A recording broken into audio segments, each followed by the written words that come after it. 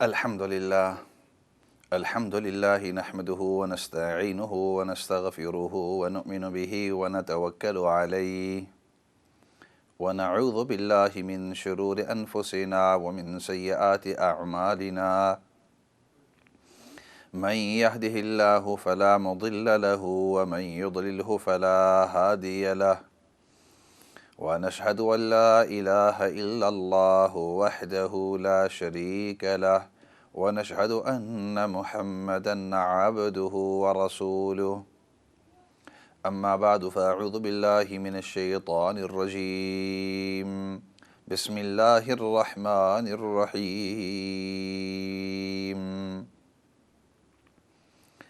وننزل من القرآن ما هو شفاء ورحمة للمؤمنين ولا يزيد الظالمين إلا خسارا. وإذا أنعمنا على الإنسان أعرض ونأى بجانبه وإذا مسه الشر كان يئوسا. صدق الله العظيم.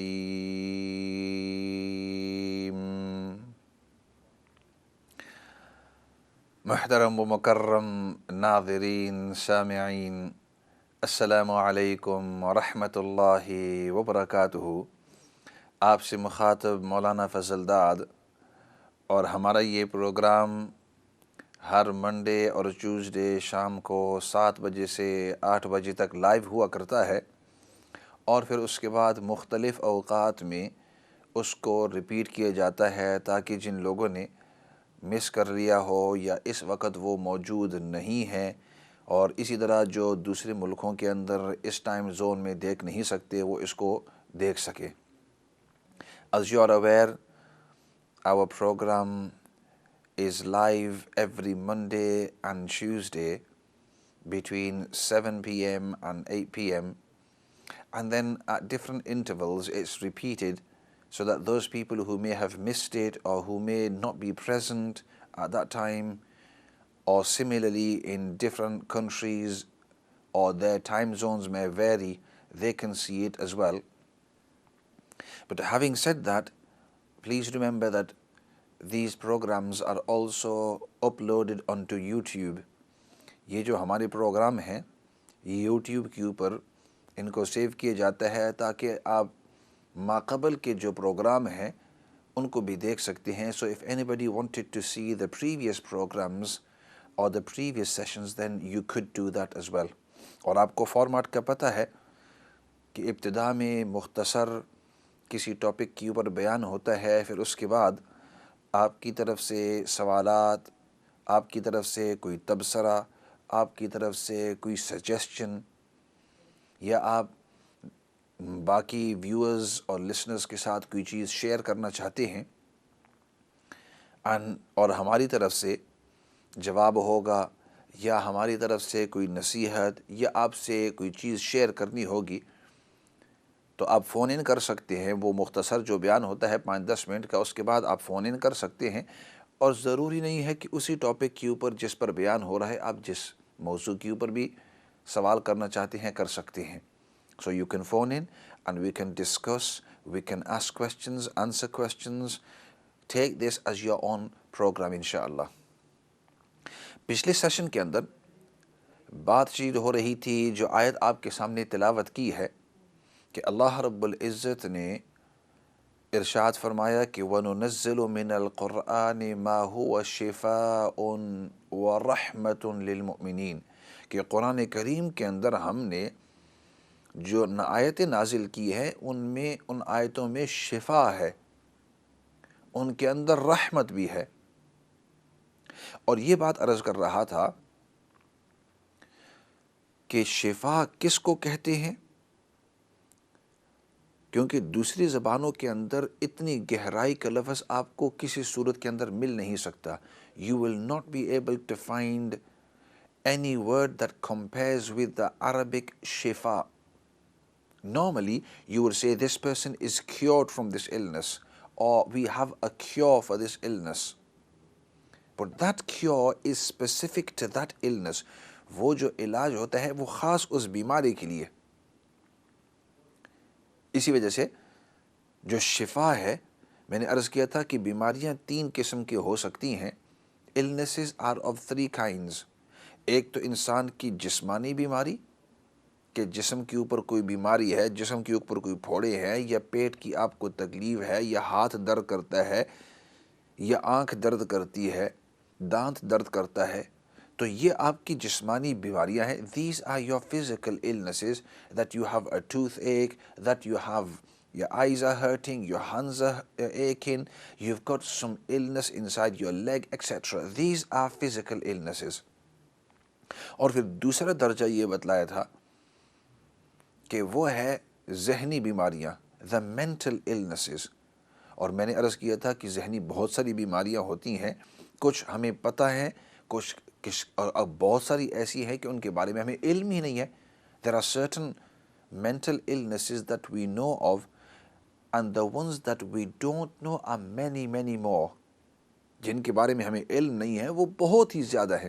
اللہ رب العزت سب کو جانتے ہیں، لیکن ہمارے علم میں جو ذہنی بیماریاں ہیں وہ تھوڑی سی ہیں. ڈاکٹروں کو ابھی تک تھوڑی سی پتہ ہے، باقی تو ایسی ہوں گی 100 کی تعداد میں جن کے بارے میں ہمیں ابھی تک پتہ ہی نہیں ہے. اور چونکہ ذہن جو ہے، انسان کا جو دماغ ہے، یہ پورے جسم کو چلاتا ہے، تو اس لیے اگر کوئی ذہنی ٹینشن ہو، کسی چیز کی وجہ سے ذہن کے اوپر بوجھ ہو، یا اگر دماغ کے اندر کچھ کمزوری آ گئی ہو، چاہے اس کی یادداشت کے اندر، چاہے پہچان کے اندر، چاہے کسی چیز کے اندر، تو وہ دماغی بیماری کا باقی جسم کے اوپر بھی اثر پڑتا ہے. انسان صحیح طریقے سے سوچ نہیں سکتا، بعض اوقات ٹینشن ہو، پریشر ہو، انسان کو بھول کی بیماری ہو جائے، بہت ساری بیماریاں ہیں. کنفیوز ہو جاتا ہے انسان. انفارمیشن جو معلومات اندر جاتی ہیں اس کو صحیح آپ کا دماغ جو ہے وہ پڑھ نہیں سکتا. The information that goes inside your mind and your brain can't decipher it. That's an illness in itself. It can't decipher the information. And we said information goes through different ways, through the 5 senses. 5 جو حواس خمسہ ہیں ان کی وجہ سے دماغ تک information پہنچتی ہے، چاہے کسی چیز کو ہاتھ لگانے سے، by touching something. That's one of the 5 senses, touch. دوسرا, the second one is taste, کسی چیز کو چکھنے سے. تیسرا, کسی چیز کی آواز سننے سے. چوتھا, کسی چیز کی بو کو سونگھنے سے. اور پھر اس کے بعد کسی چیز کو دیکھ کر. تو یہ 5 حواس خمسہ ہیں. These 5 senses, they relay the information right to our brain. Our brain deciphers the information and then it tells us what that information is. اور اس انفارمیشن وہ اتنے جلدی اندر جا کر آپ کا دماغ اس تمام کی تمام انفارمیشن کو ڈسائفر کر کے اس کو پڑھ کر آپ کی دماغ کو بتلا دیتا ہے کہ یہ جو خوشبو ہے، فار ایگزامپل، یہ مثال کے طور پہ یہ سالن کی خوشبو ہے، یہ چاول کی خوشبو ہے، یہ آم کی خوشبو ہے، آم، مانگوز، this smell is of mangoes, this is of a watermelon, this smell is of strawberries, raspberries, etc. Allah has given us this ability that we can differentiate between thousands of different things, thousands of different voices.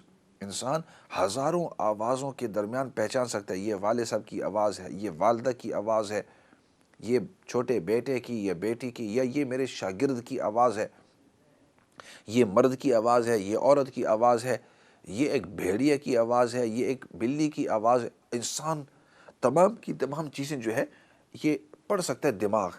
لیکن اگر یہ دماغ کام نہیں کر رہا، یہ دماغ اگر صحیح طریقے سے کام نہیں کر سکتا، تو اس وقت آوازیں آپ کی ذہن کے اندر، آپ کے کان کے ذریعے ذہن تک پہنچیں گی، لیکن آپ کو پتہ نہیں چلے گا کہ یہ آیا بلی کی آواز ہے، یہ شیر کی آواز ہے، یا ہاتھی کی آواز ہے.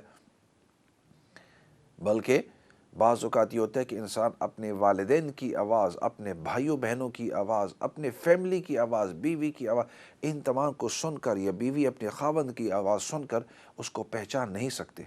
اسی طریقے سے دیکھنا، ایک وقت آتا ہے کہ بعض ایسی بیماریاں الزائمرز وغیرہ کہ اس کی وجہ سے دماغ کے اندر یادداشت ختم ہو جاتی ہے، تو پھر انسان پہچان بھی نہیں سکتا کہ یہ والد صاحب ہیں، یا یہ والدہ ہے، یہ میرے بھائی ہیں، یہ میری بیوی ہے، یہ میرے بچے ہیں۔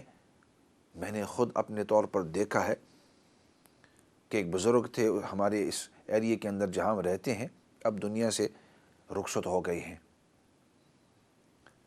تو ایک وقت آیا کہ ان کے سامنے ان کے بیٹے ہیں، تو اس نے اپنے بیٹے کو پوچھا تم کون ہو؟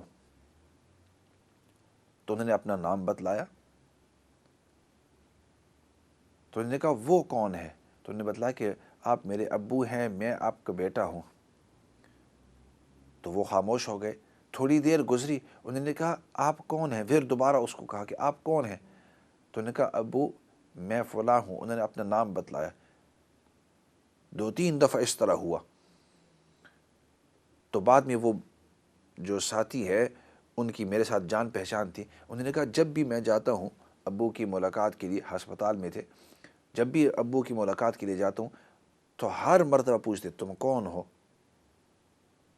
میں کدھر ہوں، یہ کون ہے، اپنی بیوی کے بارے میں یہ کون ہے، یہ کون ہے۔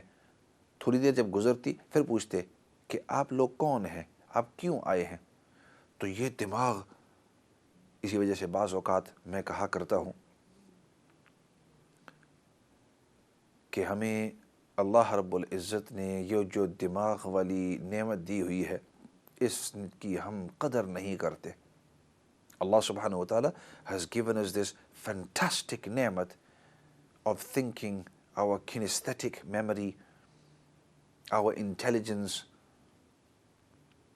this brain of ours Allah has given that is controlling everything, and by which we can recognize people, listen to the voices, see things and know all these things.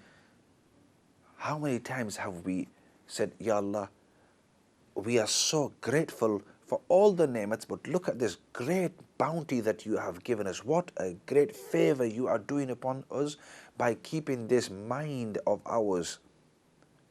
کتنی تیری نعمت ہے کہ تو نے یہ جو دماغ ہمارا صحیح سلامت رکھا ہے. You've kept it intact and it's working fantastically, beautifully, absolutely without any flaw.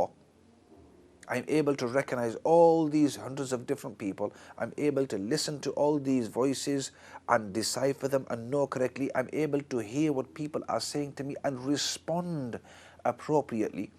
کتنے ہزاروں کی آوازیں میں سنتا ہوں اور ہر ایک کی آواز کو میں بتا سکتا ہوں کہ یہ احمد کی ہے، یہ زینب کی ہے، یہ سودا کی ہے، یہ خالد کی ہے، یہ کس کی ہے، کس کی نہیں ہے۔ یہ کتنی بڑی نعمت ہے میری اوپر۔ تو انسان کو جب بیماری لگ جائے، دماغی بیماری، تو یہ ایک مستقل بیماری ہے۔ اسی وجہ سے بھائی جب آپ کو کوئی بیماری لگے، آگے بات چلانے سے پہلے یہ بات میں ضرور عرض کروں گا اور عرض کرنا ضروری سمجھتا ہوں کہ جب آپ کو کوئی بیماری لگے تو یہ نہ کہو کہ میں ہی بیمار ہونا تھا، مجھے ہی یہ بیماری لگنی تھی، مجھے اتنی ہی تکلیف کے اندر ہے۔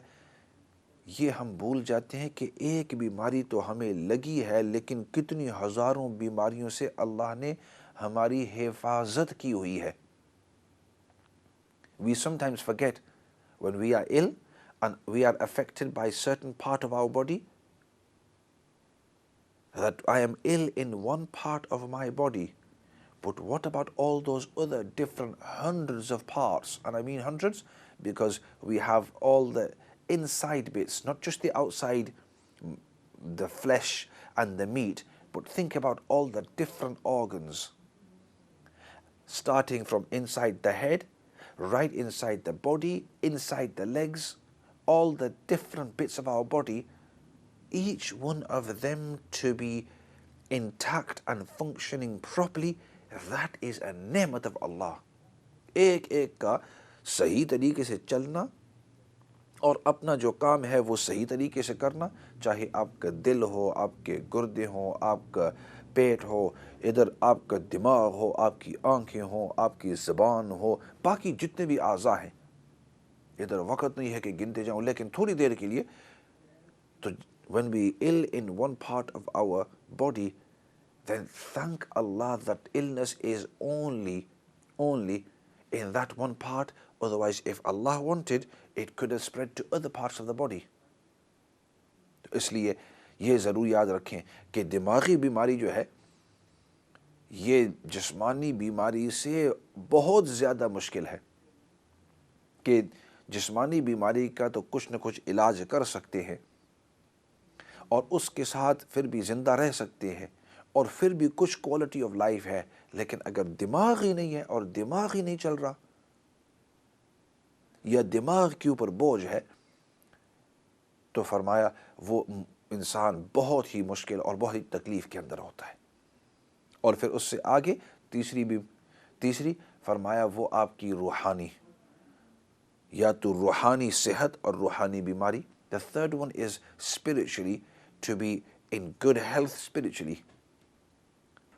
روحانی طور پر انسان اچھی صحت کے اندر ہو، اگر وہاں کوئی کدورت ہو تو اس کا تزکیہ نفس کرنا ضروری ہے. To clean our heart from those sort of illnesses.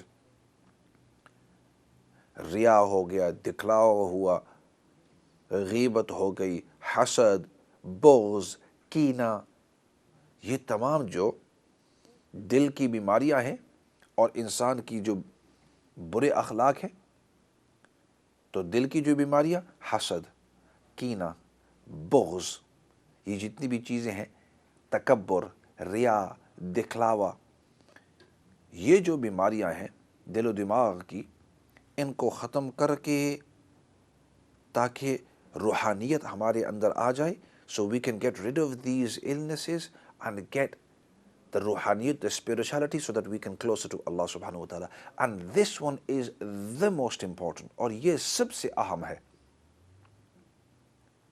کیونکہ آپ کی جسمانی بیماری کا دنیا کے اندر اثر ہے، آپ کی ذہنی بیماری کا دنیا کے اندر اثر ہے، لیکن آپ کی روحانی، اگر روحانیت صحیح نہیں ہوئی تو اس کا اثر دنیا کے اندر بھی رہے گا، آخرت کے اندر بھی اس کا اثر پھر پڑ سکتا ہے.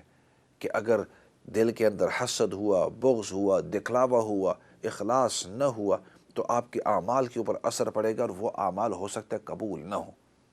اس لیے جب بھی دعا کرے تو ہمیشہ دعا کیا کرے، یا اللہ تو مجھے عافیت نصیب فرما، اور یا اللہ تو مجھے شفا نصیب فرما. اور قرآن کریم کے اندر اللہ رب العزت نے آیتیں رکھی ہوئی ہیں، اور آیتیں ہیں کہ اس کی وجہ سے اللہ رب العزت روحانی بھی، جسمانی بھی اور ذہنی بھی شفا نصیب کرتے ہیں. In the Quran there's verses that will give us shifa in our physical side, as well as our mental side, as well as our spiritual side. اسی وجہ سے سورۃ فاتحہ کو سورۃ الشفا رکھا ہوا ہے. اس کا نام، the name of Surah Fatiha is also Surah Ash-Shifa, because Allah subhanahu wa ta'ala has placed shifa in there for our physical, our mental and our spiritual side. اور جب ہم واقعات کی طرف دیکھتے ہیں کہ احادیث مبارکہ کے اندر نبی کریم صلی اللہ علیہ وسلم نے سورۃ فاتحہ کے بارے میں اور باقی بہت ساری سورتوں کے بارے میں اور بہت ساری آیات کے بارے میں فرمایا ہے کہ اس کے پڑھنے سے اللہ رب العزت شفا دیتے ہیں. ان میں سے سورۃ فاتحہ تقریباً ٹاپ آف دا لسٹ. اب صرف اتنا ہے کہ اب سورۃ فاتحہ کو کس انداز میں اور کتنی دفعہ پڑھا جائے اور کس انداز کے اندر پڑھا جائے، کیونکہ جب اللہ کے رسول صلی اللہ علیہ وسلم نے ہمیں بتلایا کہ اس کا نام ہی شفا ہے اور اس کی وجہ سے اللہ رب العزت شفا دیتے ہیں، تو اب اس کو استعمال کرنا ضروری ہے. ایسے کرتے ہیں، بریک کا وقت آیا ہوا ہے، اور بریک کے بعد انشاءاللہ آپ کے جو سوالات ہیں وہ بھی انشاءاللہ وصول کریں گے، اور بریک کے بعد انشاءاللہ یہ بھی عرض کریں گے کہ سورۃ فاتحہ کو اپنے اوپر دم کرنے کا طریقہ کیا ہے اور اس سے شفا کا طریقہ کیا ہے. اور ایک دو اور چیزیں بھی عرض کریں گے تاکہ یہ جو آیت قرآن کریم کی وَنُنَزِّلُ مِنَ الْقُرْآنِ مَا هُوَ شِفَاءٌ کہ اللہ نے قرآن کریم کے اندر شفا والی آیتیں نازل کی ہیں، ان کو کس طریقے سے استعمال کریں۔ تو ایسے کرتے ہیں، فی الحال بریک کی طرف جاتے ہیں، اور بریک کے بعد واپس آ کر آپ کے سوالات جوابات بھی اور اس موضوع کے اوپر بھی بات چلائیں گے، لیکن فی الحال بریک کی طرف۔